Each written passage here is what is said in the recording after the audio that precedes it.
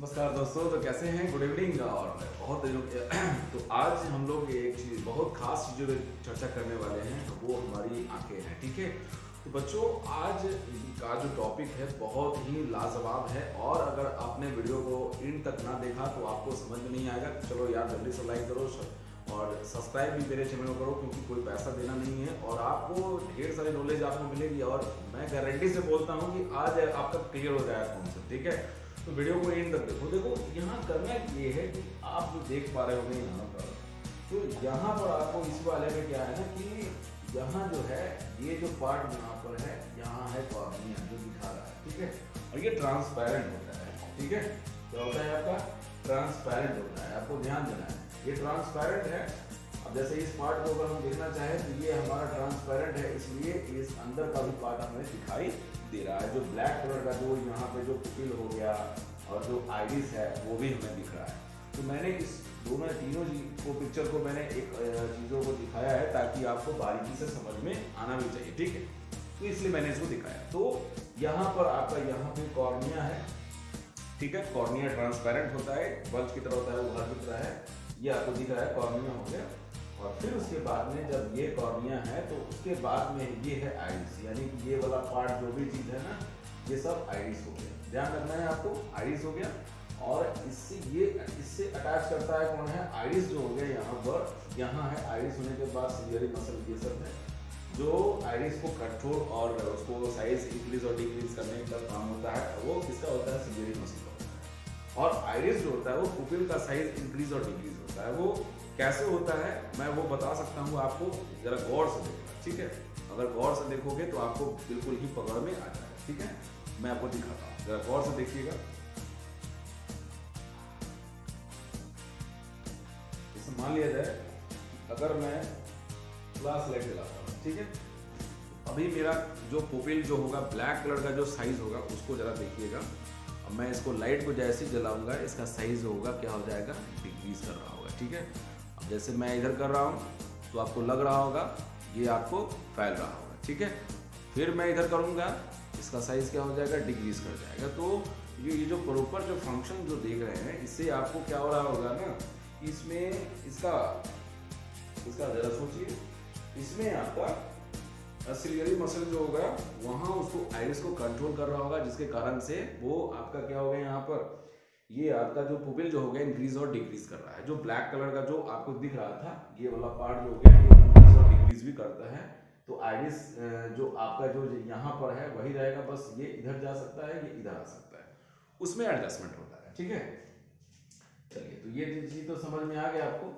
अब आइरिस के बाद में, अब आपको समझने के बाद में, जब आपको क्या देखना है यहाँ पे, पुपिल तो समझ में आ गया, पुपिल आपको ब्लैक कलर का हो गया और एस्कलर है, ये सब पार्ट हो गया, इस यहाँ से है। अब ये अंदर का है आपका लेंस है ये। ठीक है, ये आपका हो गया लेंस हो गया।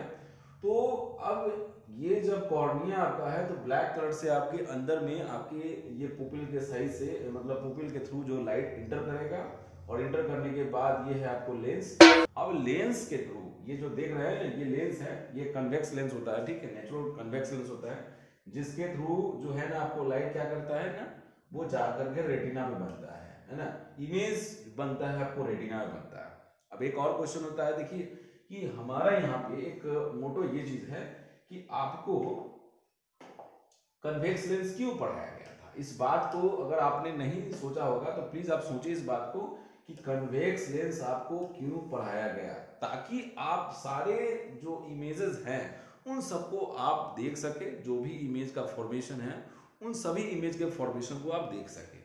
और इमेज का फॉर्मेशन अगर आपको बिल्कुल क्लियर हो जाता है, तो इमेज का अगर फॉर्मेशन बिल्कुल क्लियर हो जाता है, तो मुझे नहीं लगता है किसी तरह का आप उन सारे इमेजेस को इससे रिलेट करने में कोई दिक्कत नहीं होगी। ठीक है, क्योंकि आप देखो ये आपका क्या है, ये आपका जो हो गया ये कन्वेक्स लेंस हो गया। ठीक है, ये आपका जो है वो कन्वेक्स लेंस है, और कन्वेक्स लेंस है तो इसमें इमेज बनना। ठीक है, इसमें इमेज जो बन रहा है वो कैसा बन रहा है, मुझे आप देखिए, मुझे मैं उल्टा नजर आ रहा हूँ, या मैं आपको दिखाता हूँ, यहाँ से कोऑर्डिनेट करके दिखाऊंगा तो ज़्यादा आपको समझ में भी आएगा। ठीक है, देखिए ये आपका हो गया यहाँ से। अब देखो ये आपके भाई साहब आंखें उल्टी हो गई इसकी। ठीक है, आंखें उल्टी हो गई ना।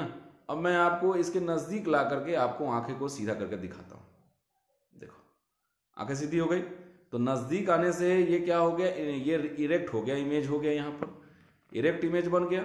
लेकिन जैसे ही अगर मैंने इसको डिस्टेंस पे ले गया तो यहाँ आंखें इसकी क्या हो गई, इन्वर्टेड हो गया, यानी इसमें आंखें उल्टी नजर आ। उधर से मैं देखूंगा तो ये है रेटिना का पार्ट, यानी कि इस वाले पार्ट पे ये जो पार्ट दिख रहा है, ये वाला पार्ट जो दिख रहा है, इस वाले पार्ट पे ये इन्वर्टेड इमेज बनेगा। ठीक है, ये इन्वर्टेड जब तक नहीं बनेगा वो तो रियल नहीं होगा, क्योंकि एक्चुअल इंटरसेक्शन होगा नहीं। ठीक है, तो अगर आपने अभी तक कन्वेक्स लेंस का जो केसेस नहीं पढ़ा है तो प्लीज जाकर 6 केसेस को जाकर पढ़िए, तभी जाकर के ये ह्यूमन आई का कॉन्सेप्ट जो है ना, रेटिना वाला जो कैसे इमेज बनेगा वो भी आपको क्लियर हो जाएगा। ठीक है, तो मैंने इसका वीडियो बनाया हुआ है, तो मैं क्या करता हूँ इसका ले करके ना वो भी डिस्क्रिप्शन डाल दूंगा, जिससे आप वो भी देख सकते हैं। नहीं तो आप अच्छी तरह से बुक्स को भी देख सकते हैं, बड़े आसानी से उन एनसीईआरटी का बुक है। अभी आपको एनसीईआरटी की बुक ही को ही उठाने की जरूरत है, ज्यादा कुछ करने की जरूरत नहीं है। ठीक है, और एनसीईआरटी का बुक अगर आप उठाते हो तो आपको बिल्कुल अच्छे ढंग से आपको समझ में बिल्कुल ही आ जाएगा। तो मैंने सोचा कि चलो आज ह्यूमन आई के बारे में जरा बता देते हैं, इससे आपका पूरा चीज क्लियर हो जाएगा। ठीक है, आप जो जो कंटेंट बाकी है वो धीरे धीरे उस पर काम करेंगे, फिर आपको क्लियर हो जाएगा यहाँ से। तो मेरा कॉन्सेप्ट और आपका कॉन्सेप्ट क्लियर हो गया होगा, तो मालूम चल गया होगा कि रेटिना पे इमेज अगर इन्वर्टेड बनेगा तो भाई रियल भी बनेगा और मतलब रियल भी और वर्चुअल भी। लेकिन क्यों दिखे, क्योंकि हम उस सब चीजों को हम परसेप्शन नहीं कर सकते हैं।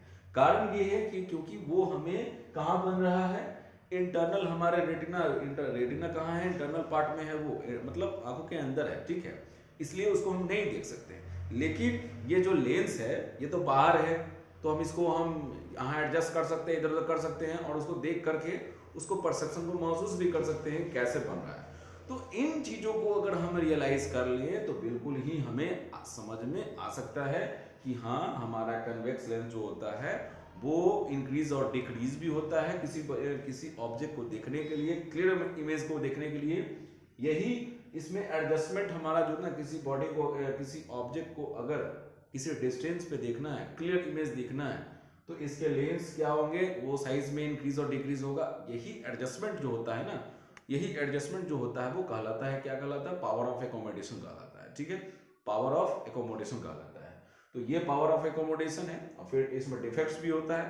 तो खैर डिफेक्ट्स की बात हम बाद में करेंगे, वीडियो को ज्यादा लेंथ नहीं करना है, तो इसके बाद में बात करेंगे। बहुत सारे कंटेंट है। तो बच्चों मेरा अगर कोई टॉपिक छूट गया होगा, या अगर कोई चीज अगर आपको लगता है कि कुछ कमेंट देना चाहिए इसके बारे में, जो भी प्रतिक्रिया आपका जो रिएक्शन होता है, तो प्लीज अपना वैल्यूएबल कमेंट दीजिए, जिससे मैं उन चीजों पे सोच के ठीक करके और फिर से मैं आपको अच्छे से बता सकूं दोस्तों। ठीक है, तो ये सारे चीजें हैं, देख रहे हैं ना कि ये रेटिना पे गया आपको, और ये नर्व्स है, जो नर्व्स उस सिग्नल को रीड करके फिर से उसको जाता है ऑप्टिक नर्व्स के थ्रू में। ठीक है, तो इस बातों को ध्यान देना है। यहाँ पर जितने सारे देख रहे हैं रेटिना के, यहाँ से पूरे के पूरे फैला हुआ है।